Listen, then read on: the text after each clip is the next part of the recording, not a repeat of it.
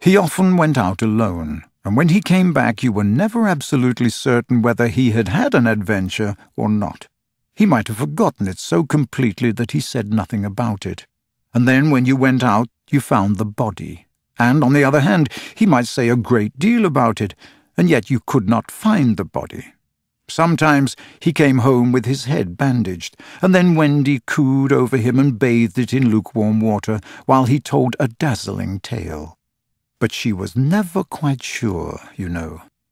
There were, however, many adventures which she knew to be true because she was in them herself, and there were still more that were at least partly true, for the other boys were in them and said they were wholly true. To describe them all would require a book as large as an English-Latin, Latin-English dictionary, and the most we can do is to give one as a specimen of an average hour on the island. The difficulty is which one to choose. Should we take the brush with the Redskins at Slightly Gulch? It was a sanguinary affair, and especially interesting as showing one of Peter's peculiarities, which was that in the middle of a fight he would suddenly change sides.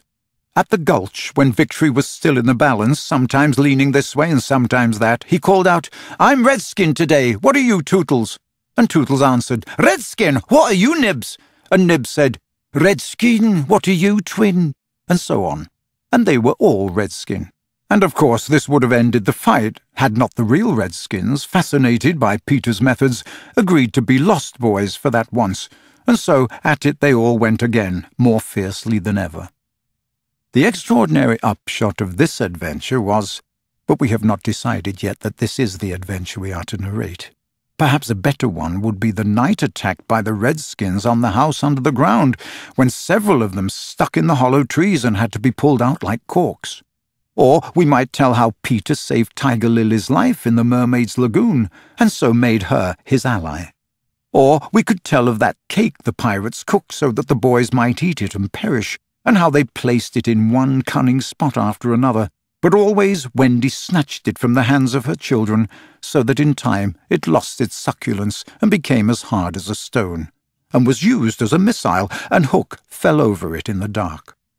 Or suppose we tell of the birds that were Peter's friends, particularly of the Never bird that built in a tree overhanging the lagoon, and how the nest fell into the water, and still the bird sat on her eggs, and Peter gave orders that she was not to be disturbed. That is a pretty story, and the end shows how grateful a bird can be. But if we tell it, we must also tell the whole adventure of the lagoon, which would of course be telling two adventures rather than just one. A shorter adventure, and quite as exciting, was Tinkerbell's attempt, with the help of some street fairies, to have the sleeping Wendy conveyed on a great floating leaf to the mainland. Fortunately, the leaf gave way, and Wendy woke, thinking it was bath time, and swam back. Or again, we might choose Peter's defiance of the lions when he drew a circle round him on the ground with an arrow and dared them to cross it. And though he waited for hours with the other boys and Wendy looking on breathlessly from trees, not one of them would accept his challenge. Which of these adventures shall we choose? The best way will be to toss for it. I have tossed, and the lagoon has won.